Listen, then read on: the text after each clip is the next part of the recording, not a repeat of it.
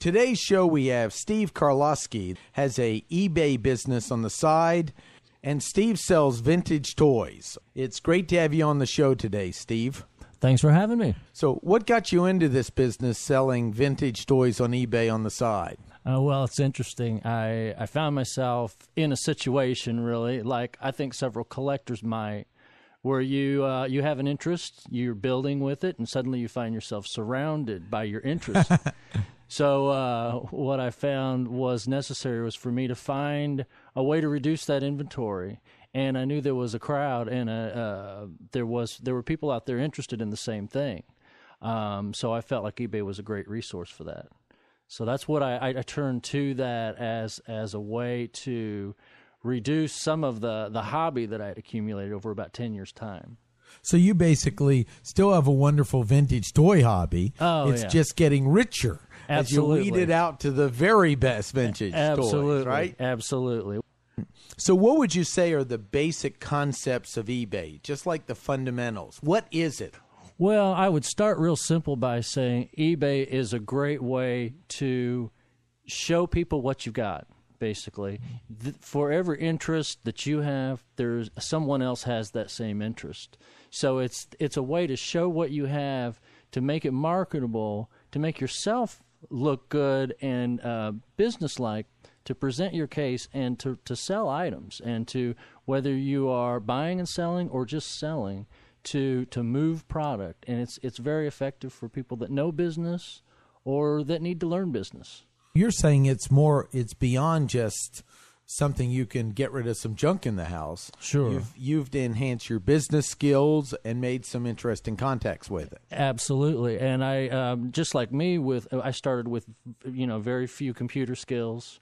I started with very little business sense, but eBay has really been a vehicle for me to pick up my skills and to really sharpen and be more of a business person. So it's been helpful for me personally. Interesting. So it's almost a ground for entrepreneurship without having to rent a storefront. Absolutely. eBay really gives you the opportunity to be more structured with what you do, to find a routine, and to have a pattern and to build on that. And over time, people begin to recognize you, begin to understand your pattern and your routine, and you become popular just by being true to yourself and professional.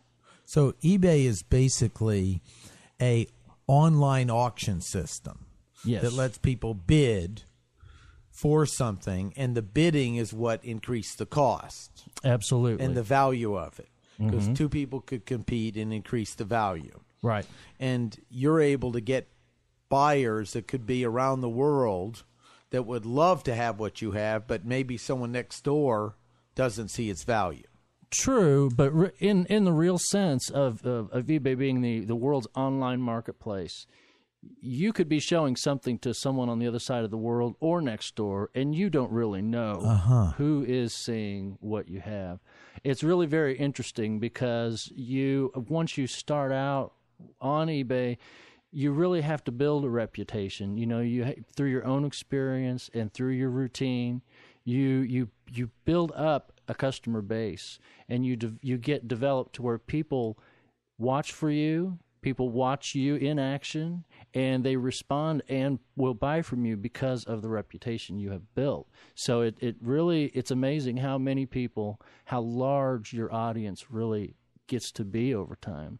And it can be, like I said, down the street or across the globe. It's really fascinating. So you have over 700 feedback, coming up on 800 feedback points. Absolutely. And, of course, the feedback point relates directly to the full transaction. The transaction including listing your item, selling it, shipping it successfully, and then the return of positive feedback on both sides of the transaction. That is one completed transaction. Could you build a picture for people of the sequence of selling something on eBay from kind of like start to finish for them so they get what I call the big picture of it? Mm-hmm. Well, I think the starting point is understanding what your product is. I think product starts with a hobby or an interest. It could start with something you just happen to have in excess. Say you were passed down through your family, something china or antiques or something that you do not personally find a place for in your life. That constitutes a resource, and that is where you start the ball with what you have. And really the second piece to go right along with the product is doing your homework, understanding if that item exists on eBay in other categories, and finding those products similar to your own, researching them, looking at the bidding, looking at how many listings of that type of item, and look at the details of those listings so that you get an idea of how you need to list your item. You know, one thing that was useful to me is going into the advanced search and finding the completed listing box. And I love that. And you had mentioned this before. And I love that because I can look up and see exactly, is something selling? If it is, what it's selling for. If it's not, what people have asked too much for that's not selling. And also, how have the top selling items been presented? And I found that extremely useful to go through. Yeah, and it is an extremely valuable piece to get comfortable with navigating your way through eBay and being able to find items that are similar to what you have.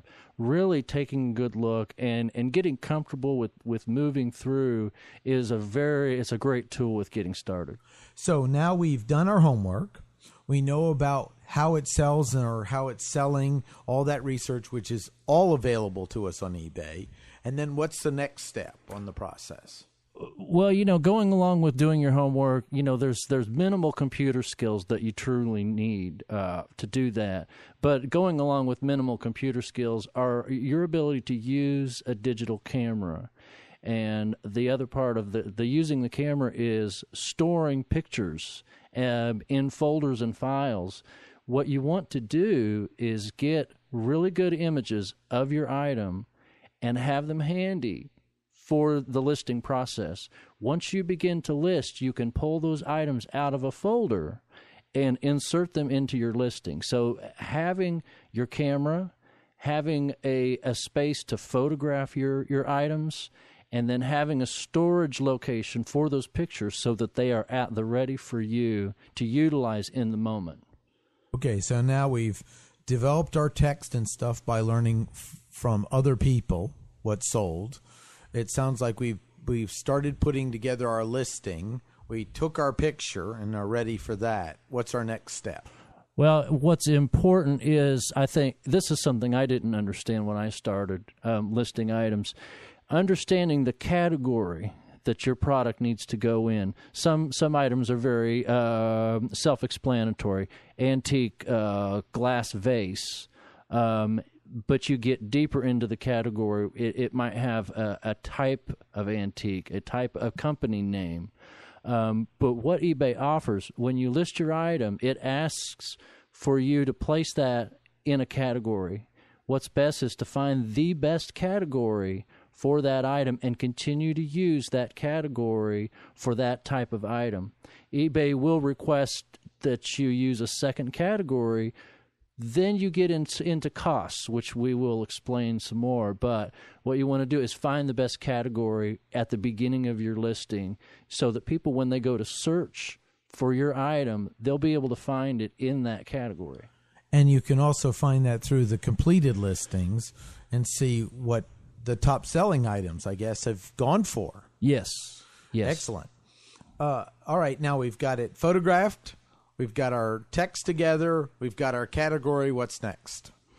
One thing I would really recommend is that having a game plan and routine for what you're doing. Now, for example, I like to do my listings in batches. And I will do them in batches of 10 and 20 at a time so that I spend a certain amount of time at the computer doing the listings, And then I spend a certain amount of time watching for things, watching for questions.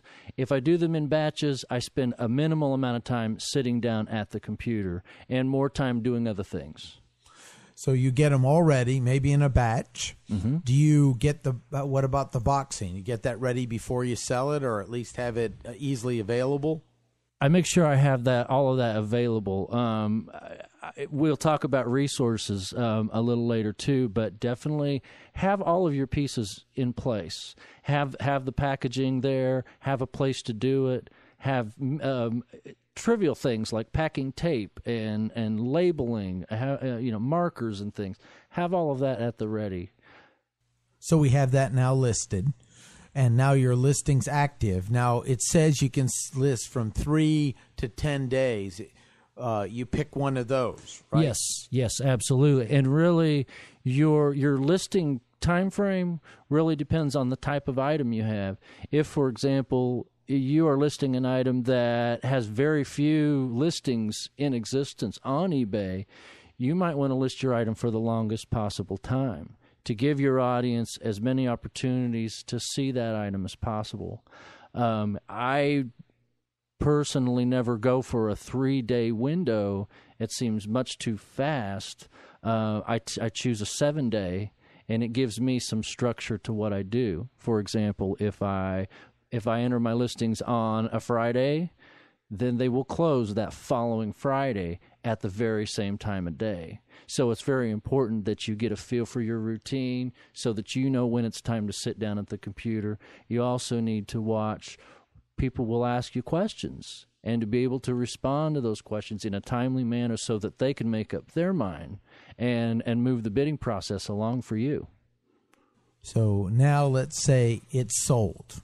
You got it listed, and it's sold. What's next? I think it's real important, going along with the batching that I was talking about. If you say on Friday afternoon, you know your items are closing, it's very important for you to be near the computer at that point in time. People will bid at the last minute. People will ask questions at the last minute. It's important to be there and be prepared for the closing time. But what's even more important is as you build an audience, people may try to buy multiple items from you. So what's important to do when those listings are closing is to be handy to send invoices, which is what you do in ahead of payment normally. You might combine shipping for a buyer, and which is very cost-effective for you and them. It saves you time to get 2 items in one. It saves them shipping costs to get that shipping combined. So it's a win-win for both ends. But what you want to be able to do is tailor an invoice as quickly as possible so that you can receive payment as quickly as possible. And really, it is all about timing on this kind of thing, because you want people to get the feel that you are responsible and you're acting on things in the moment.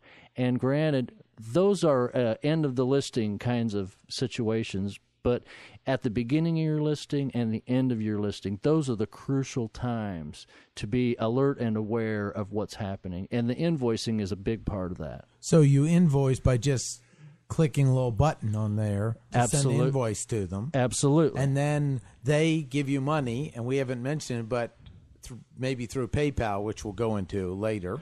Right. And you receive your money, and now what? What the most crucial thing is to do, and I've made this mistake a few times, make sure that payment is in hand or in account before that item is shipped. Sometimes it becomes very easy to prepare all of your items for shipment and accidentally ship something ahead of the payment being received, which it can be a little bit stressful because you want to make sure payment is en route or in hand before shipment.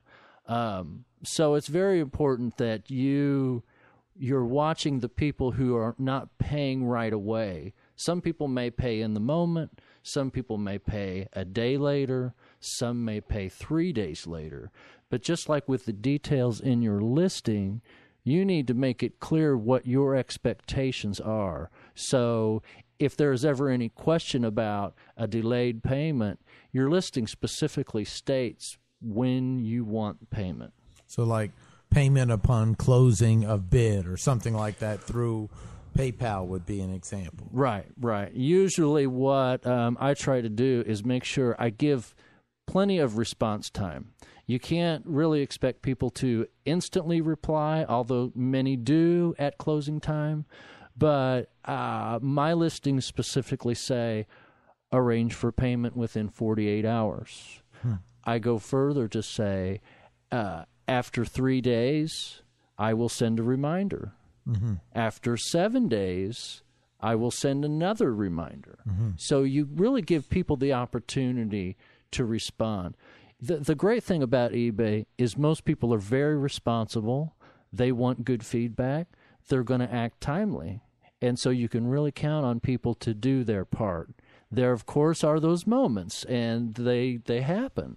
Now you've received your money, and the next thing is printing out the shipping label. Do you use the automated system that lets it pass it from eBay over to like UPS or Postal Service to make the label?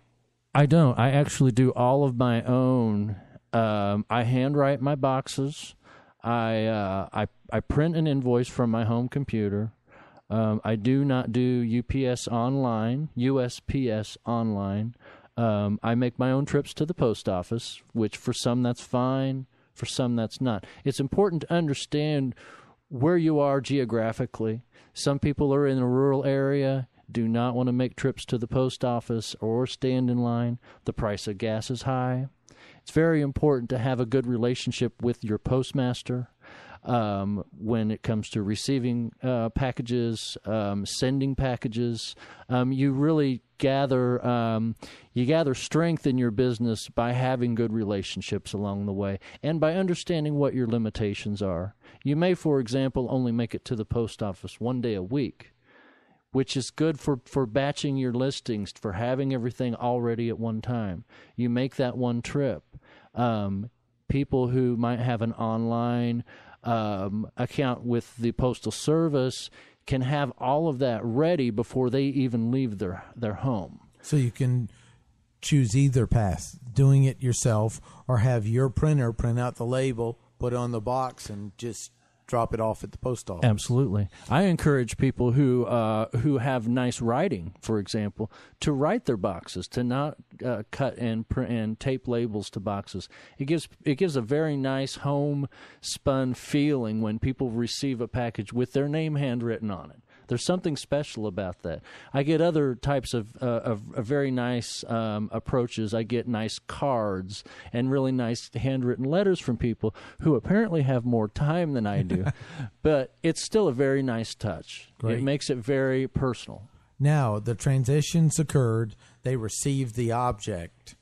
There's one more thing, isn't there? The most critical part. What's that? Yeah. What you want to do is make sure that the buyer's performance is recorded. Once you ship that item out to that buyer, you want to make sure to go in. There is a location in my eBay called feedback. And what you do is you leave feedback for every transaction, whether you're a buyer or a seller. It's important once the item leaves your hands to go into eBay and leave feedback for that transaction, specifying how quickly you received payment, whether the transaction was successful or whether it worked well for you.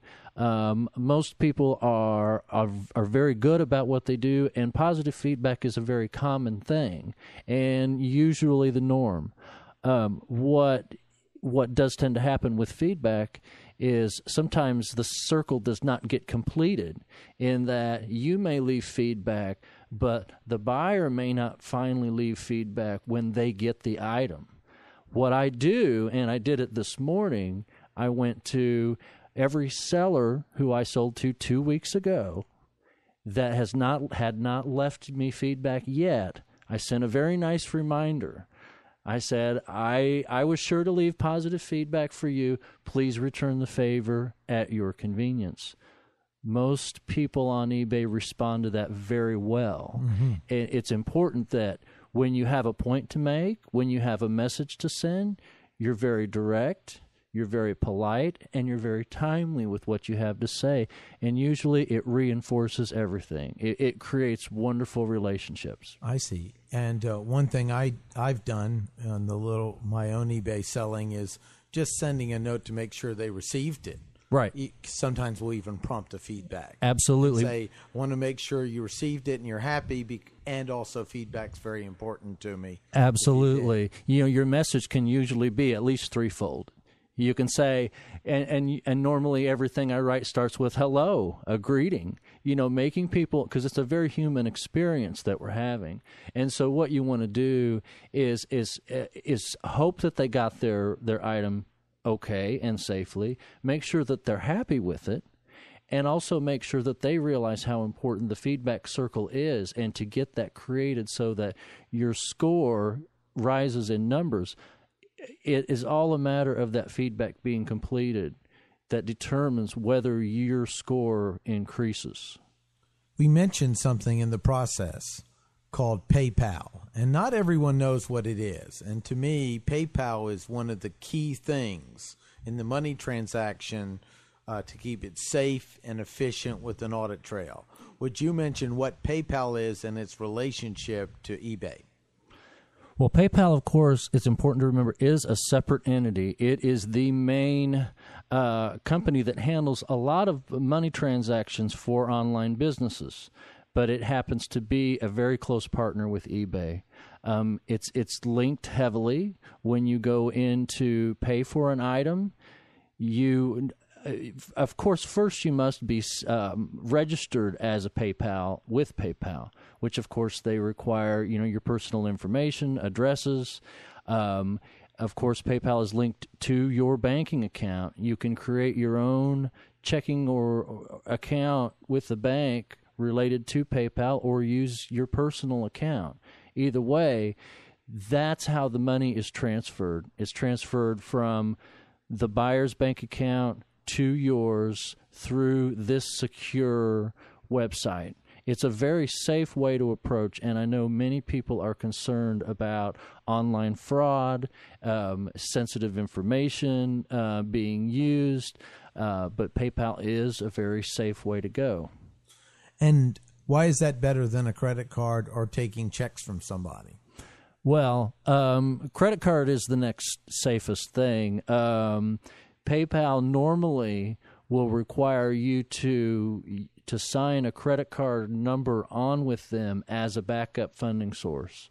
And that, I think you do that whether you buy or sell. To be on the eBay or the PayPal plan, you must have a credit card backup. And the credit card and the PayPal electronic system are both much better than the personal check. Many buyers or many sellers will ask for a money order, which is the probably third best way. Personal checks, things happen with personal checks. I take personal checks from people that I know. I take personal checks from people who may be trying to establish a good relationship. But of course, like with anything, those checks clear before anything happens. So the check clears before you ship the merchandise. Absolutely. So PayPal's great because it could happen within minutes of closing, and then you're ready to go. Absolutely. Now, PayPal has tiers to it. There are ways to be a member of PayPal, to even carry a PayPal credit card, and the funding source will transfer from bank account to bank account into your account instantly. There are other tiers, which of course I am on, which my account does not register the payment for about 3 business days. So I, in effect, wait at least 3 days before I'm shipping anything out. You make sure the money's in hand. Right. Talk a little bit about the camera skills and how do you take the pictures and what not to do. Mm-hmm. Well, it's important. The beauty of the digital camera is that you can take endless numbers of pictures without ever having to spend a penny on film. It's beautiful. What you need to do, though, is create an environment that will allow for you to get the best possible pictures. You need adequate lighting. You need a neutral backdrop, which will help make the items that you have stand out. But, of course, lighting and the environment are the two keys, and understanding the type of light that your item needs. Things really vary. You want to be aware of the flash of your camera. If the flash reflects off of things, causes excess glare, you just want to be aware of what you might need to do to take that glare away, to get the best picture. It's very normal for glare to be created on an object. It's also very common for someone selling an item to say, "I apologize for the glare," but you're acknowledging that, and people understand that. So, being real matter of fact about what you have, being honest and upfront is all a piece of that. But spending time to get the best possible picture is key, really. And if it's electronic, make sure it's on. If there's a dial or light, is what I've heard. Oh, right. Yeah, any feature that you can have that will help people understand what they're looking at is a big plus. One of the things I heard, basically 2 inexpensive lights, maybe a piece of cloth, absolutely, a chair, absolutely, and an inexpensive tripod to hold the camera. So, yeah, right? It takes very little. I actually will take a fairly large cardboard box and cut it away, except for sort of like it's like a stage. You create a staging area. I get colored paper, which is fairly inexpensive. I line the box, and there you go. You have your environment. And 2 cheap floodlights you could get at the hardware store. Yeah, having with, bulbs in them, maybe even the inexpensive daylight bulbs, and you'd be ready to go. Absolutely. It's amazing. You might have lighting issues to begin with, but you will find out when you take pictures what kind of lighting might be missing from your picture. Having 2 sources of light on your object are ideal. The flash from your camera will create yet a third, and will usually reduce any extra shadowing or any darkness that's created from contrast in light. So every field has its own jargon, and eBay has its own terms, and some of the ones I've seen are insertion costs, listing, feedback, and then different types like power user. Could you define a few of the key terms you think would be important for a new user to understand getting involved with eBay? Yeah, well, the term listing, of course, refers to anything that goes into a single auction that you're putting up for sale. It's important to understand that as you list an item, there are different costs for each type of feature you either include or choose not to include in a listing. Insertion cost refers to the initial cost you incur just from listing the item. No matter what. No matter what. Sell it or not sell it. Now, insertion costs can range depending on what your starting bid is. You can start as low as a penny, start as high as $100, but your insertion cost has a tiered structure to it. So if you start your bidding at a penny, it may cost you 15 cents to list it. If you start your bidding at $100, your insertion cost may be as high as $10. It varies a good deal. There are help boxes all the way through the listing process on eBay to explain these points. So it's very self-explanatory in the listing process, and all of the costs that you could incur on any one given listing are specifically stated on the screen for you. So there's insertion costs, there's the listing, but there's also reserve. Is that correct? Reserve, of course. Now, that is a hidden figure that the buyer sets up.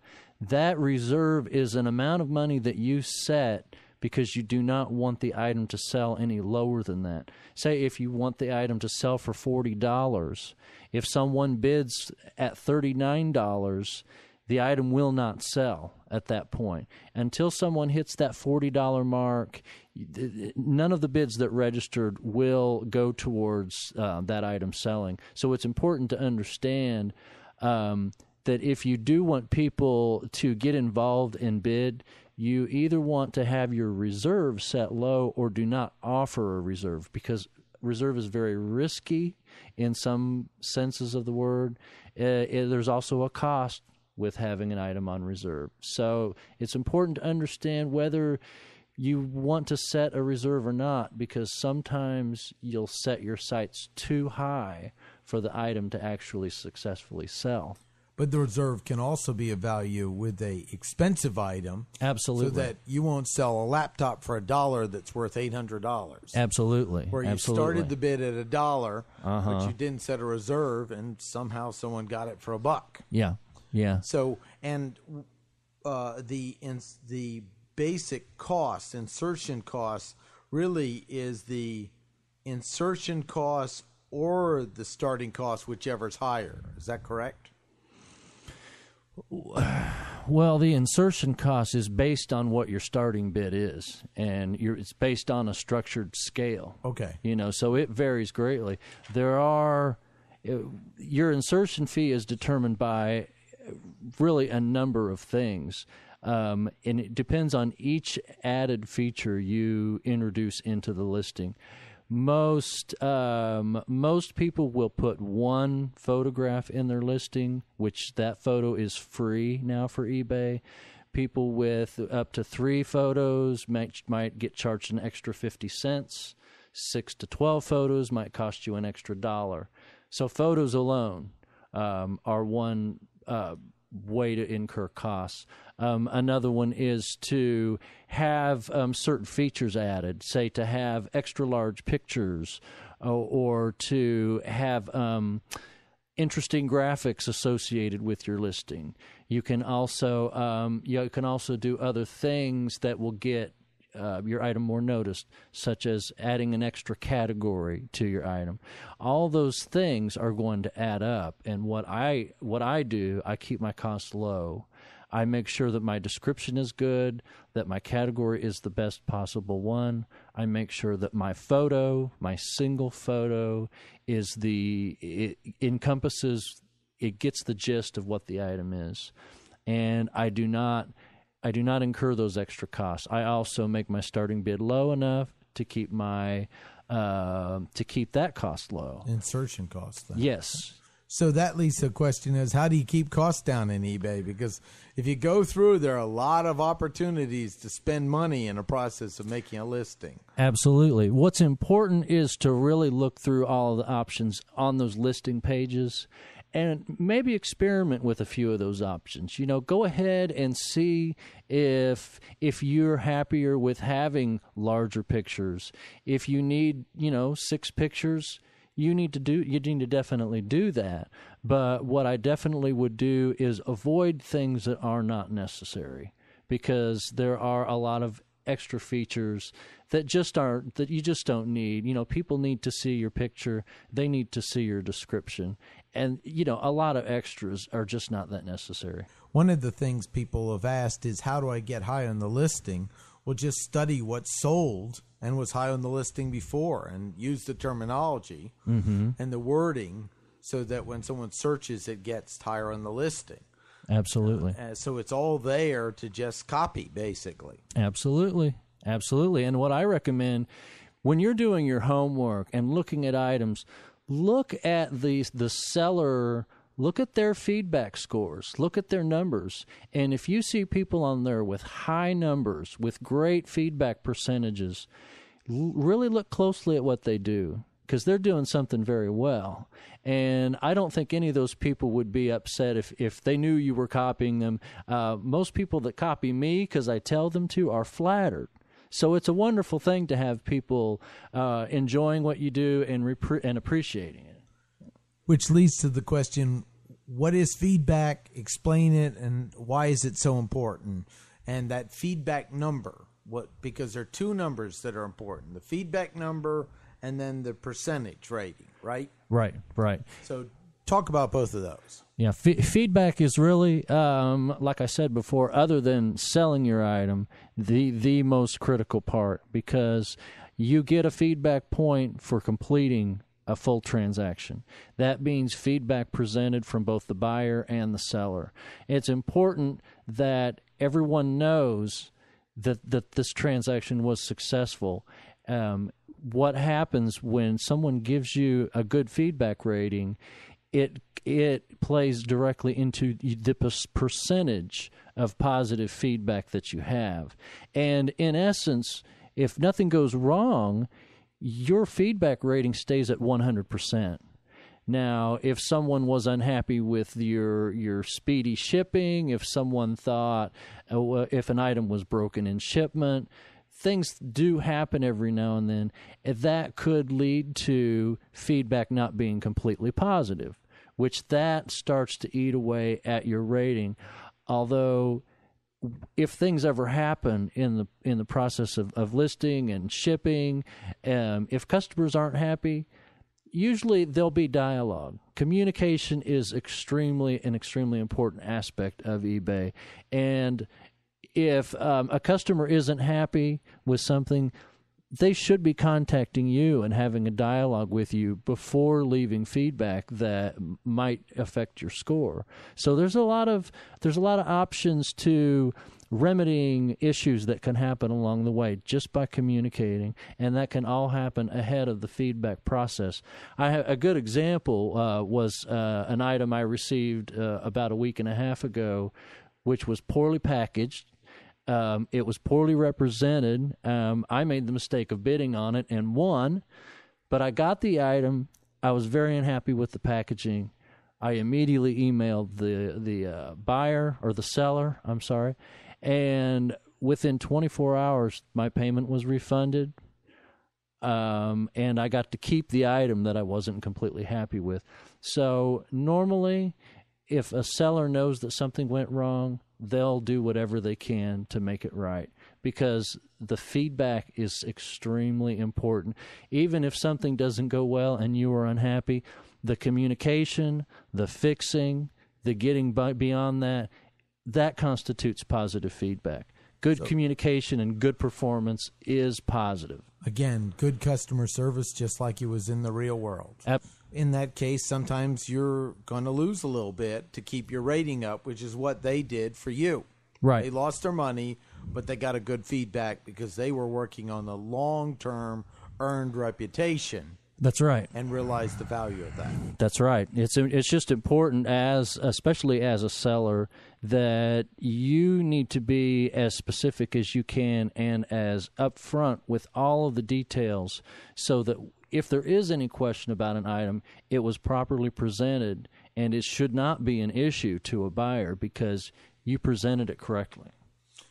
What about packing in boxes? Because that's another thing. If you go into the office supply place and do a little pricing on bubble wrap and boxes, you'd pretty much consume all of the profit you can make on a small item in eBay very quickly. Yeah, packaging supplies, it's pretty incredible what you could, in theory, spend. Now, there's a flip side to that. I have received products in cookie boxes, cereal boxes, wrapped in newspapers. That is the economical way to go about it.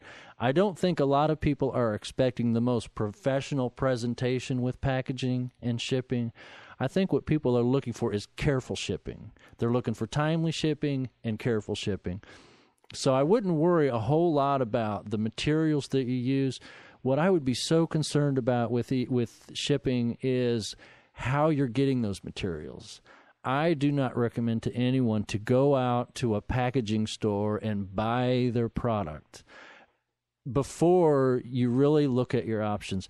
All of us know someone in the retail environment. It may be our spouse, it may be a sibling, a child, a family member. You know someone who has access to boxes, to bubble wrap, to packing peanuts. All of these things are readily available in our society.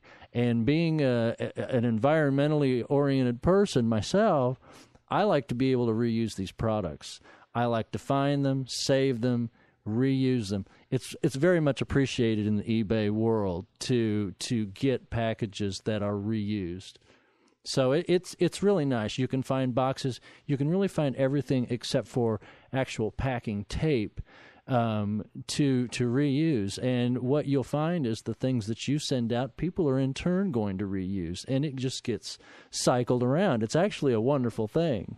Tell your neighbors and friends that you're on eBay and give the boxes they got from buying stuff online to you. Absolutely, absolutely. All of us know someone, and I guarantee you, if you put your feelers out just a little, you'll get a great return on the types of resources that people will bring your way. How do you keep cost of tape down? Well, I think packing tape is my single most expensive resource, which I pay for it all the time. I think the important thing is buying in bulk. You can buy cheap packing tape. You don't need to go expensive. I've found that some of the cheapest is some of the best. So that's something that just should be done carefully, but definitely it's not an impulse last minute item, because you can buy a roll of it, or you can buy a sleeve of it or a box of it and really save money. What are other things that people should be cautious of or know, or tips to maximize their enjoyment and minimize their risk on eBay? Well, going along with the upfront and honest part, being real direct with people is, I think, the most important thing. But I think really working with products that you enjoy, things that make you feel good, and things that people can benefit from. Really having things, elements of appreciation involved in the process.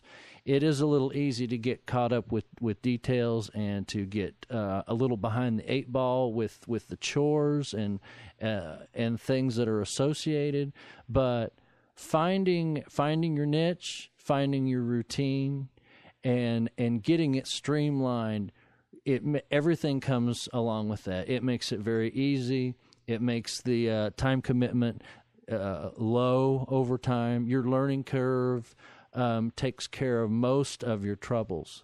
So it remains for me very enjoyable and a very leisurely kind of side business. What about taxes? That's something that I noticed. It gives you a little box there, and you can check North Carolina or South Carolina or whatever it is. What about taxes with eBay? Well, what I think, some states require things that you sell to have a tax applied. I know Pennsylvania, a few states, they will add or require that their in-state purchases be taxed. I don't know of anything in North Carolina where a tax requirement is put forth in the selling of an individual item. I think one of the things that people tend to be concerned about is how that selling plays into their taxes at tax time. I think that's the one thing. I think in reality, with online businesses in general, there's a good deal of debate about how to go about taxing all of that business. At this point in time, there's no real hard and fast law on it, because the argument today is that we need to promote online business, and taxing it at this point in time is going to hurt the system. So really what's happening is there's a little bit of a delay in officially laying taxes and having all of that play into online business, especially with eBay. So there's a little bit of gray area involved in it. There to find out. Yeah. Any other tips you'd have for someone who wants to have fun and make some money, maybe part-time, maybe ultimately full-time with eBay? Yeah, I say, again, do your homework and understand what it is that might work as far as making money. You can look by searching products. You can see what's really selling well. You can see how successful things are just by the sheer number of items that are on in that particular category. It's really important to not try to sell something that has no demand, because there are items like that. It's important to spend time on the things that do have high demand, things that have a whole lot happening. It's really amazing with eBay right now, despite the economy, how much activity is on eBay and how alive it really is. And so what is really important to do is spend time on those lively, active areas and really work on that. But like I said too, it's a great way to sharpen your skills and talents to become a more organized person, maybe, and to get something out of the things that you might have and just don't know what to do with. So, Steve, how can they see your vintage toys on eBay if they want to look them up? I know if you aren't selling something, they could go into advance and hit completed listings. That's how I found some. Right. But how can they learn more about that, or maybe contact you to learn how to buy some vintage toys? Well, absolutely. If you go into eBay, you don't need to become an eBay member immediately to look at products. There is an option for signing into eBay as a guest, and you can do that ahead of signing into eBay officially. But you can search products by topic or by the seller.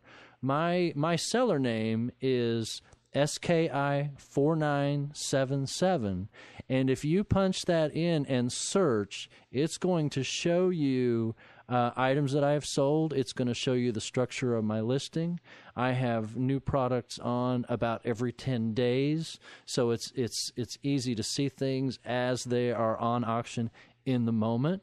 And to get a feel for what's happening in there, you have an option when you're watching items to watch them in My eBay.